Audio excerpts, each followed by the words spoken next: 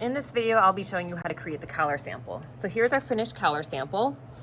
And to get started, you're going to need this pattern where it says you're going to cut out 2 pieces of fabric using this pattern piece and then 1 piece of interfacing. So any woven fabric would be good for this sample, so nothing stretchy. So I have this canvas right here and I'm going to double layer it so that I could cut 2 pieces out.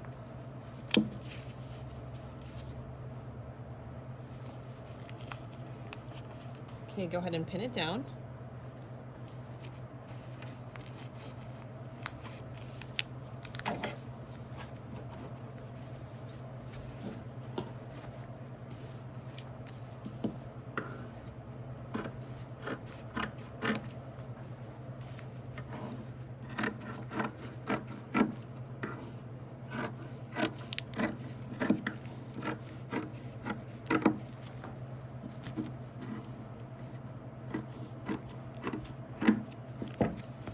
Okay, then you can unpin this and use that same pattern piece to cut out 1 piece of interfacing.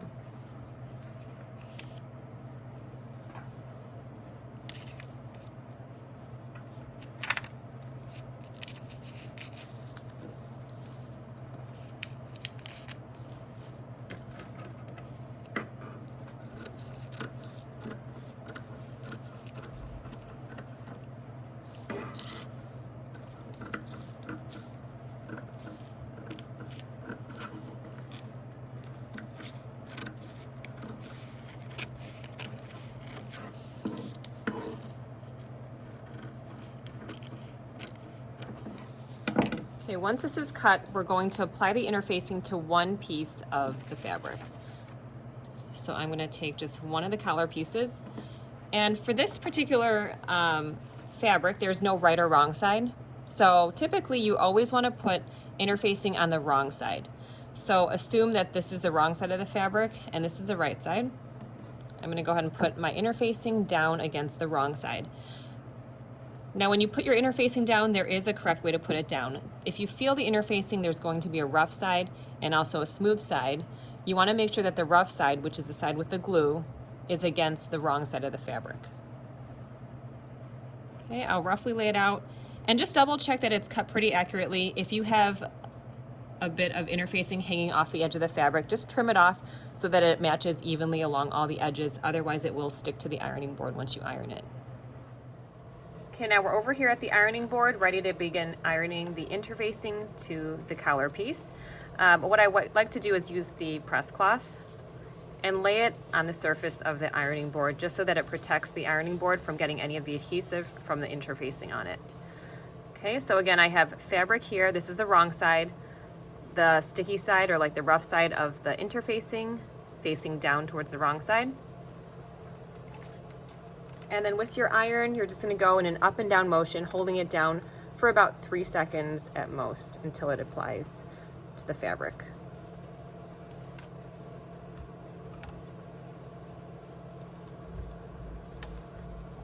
Okay, it looks like I only had to hold it down for about 1 or 2 seconds. Okay, you don't want to hold it down too long because you might notice that the interfacing might warp or it starts to scorch.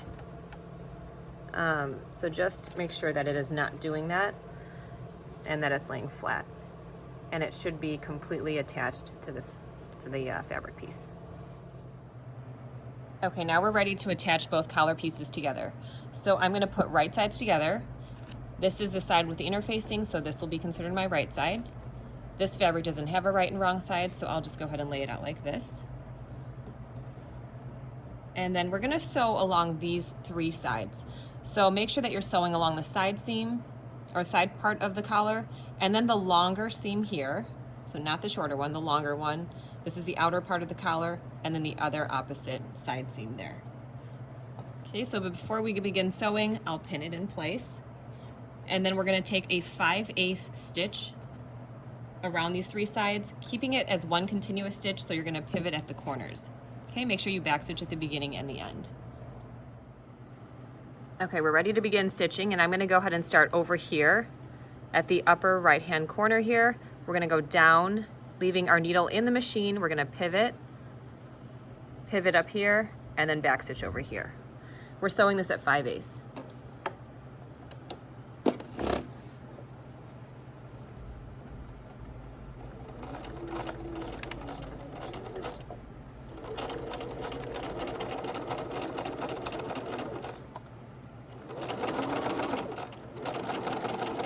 Keep in mind when you pivot, you want to pivot at 5/8 above the 5/8 mark.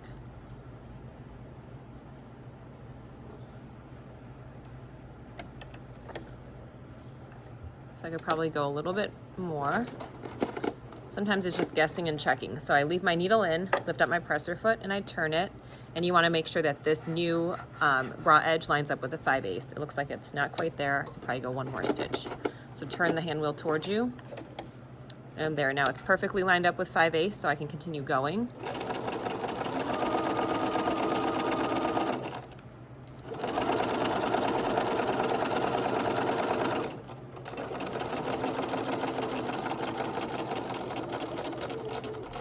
Okay, we're nearing 5/8 from the edge, so again, needle in, lift up the presser foot, and turn. I could probably go about 3 more stitches. At this point, you might want to just turn the hand wheel rather than using the foot pedal to get a little bit more control. Okay, I think that's perfect, right at 5/8.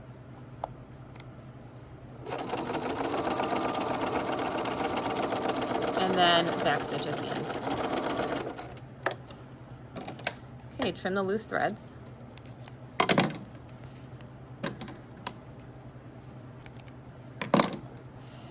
Okay, now there is so much excess seam allowance here. So if you turn this collar right side out, there would be so much of this bulky seam allowance underneath the collar. So we want to reduce the bulk. So the first step is to grade the seam. Grading the seam basically just means you're going to spread out the layers of the seam allowance into 3 separate layers here. So first, if you can, try to peel off the interfacing up to the line of stitching all the way around.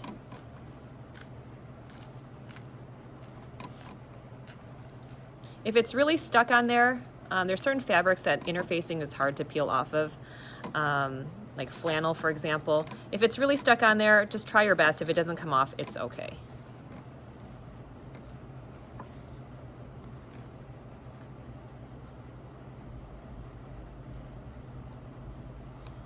Okay, we're just getting rid of the interfacing because we don't need that extra bulk along the seam allowance. We do need the interfacing to be in here where the collar is to give that collar some structure and stiffness. So over here, I'm just gonna cut this interfacing as close to the stitching line as possible.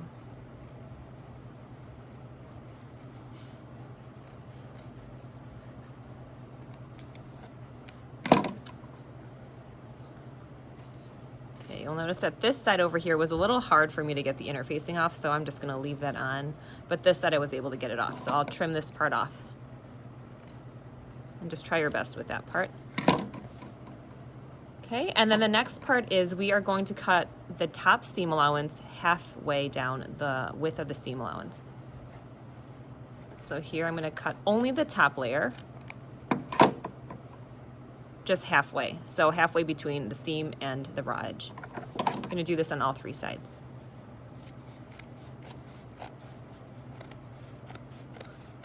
Make sure that you're only cutting halfway down the width of it and not really close to the stitch, otherwise you might create a hole or eventually the seam might come undone if it's getting too close to a frayed edge.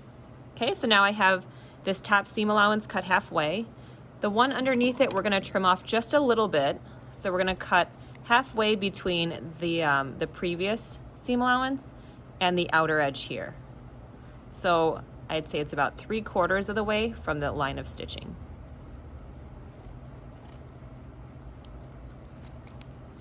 Do this to all 3 sides.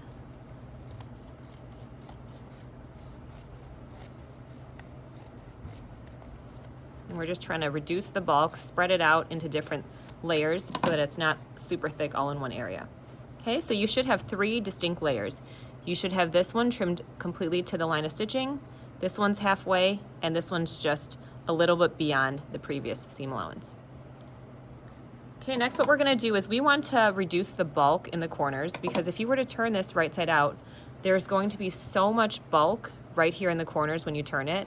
So we wanna get rid of that. So where you can see the stitching line, we're gonna trim it off like that. Trim off the corner. And then also we can trim a little bit more off, so I'm gonna angle it up to the line of stitching. And just make sure that you're not cutting through that seam. Okay, so again, just right up to the tip of that seam. Trim off some of the excess here. Okay, so now this is what it looks like when the collar is graded and also trimmed at the corners. Okay, next step, you're gonna turn this right side out.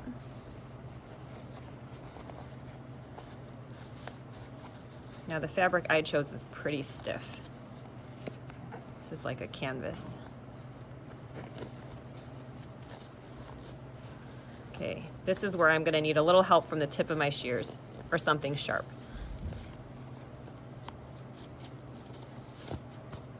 Okay, right now if I just left it like this, your collar looks bulky, right? The corners look really like thick and bulky, and it just does not lay flat. So you're gonna take the tip of your shears or something sharp and just poke out the corners.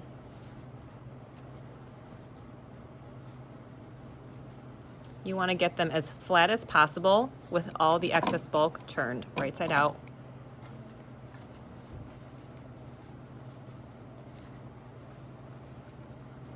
Careful that you don't poke yourself when you do this. Okay, this could probably go a little bit more.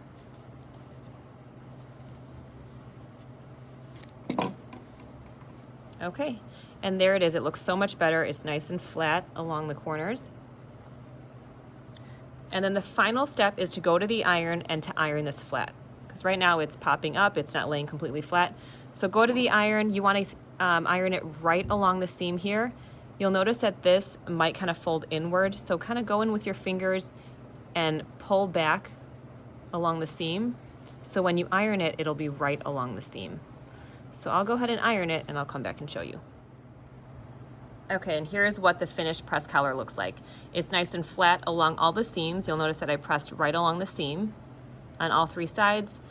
The corners are poked out and pressed flat, and that's what it should look like.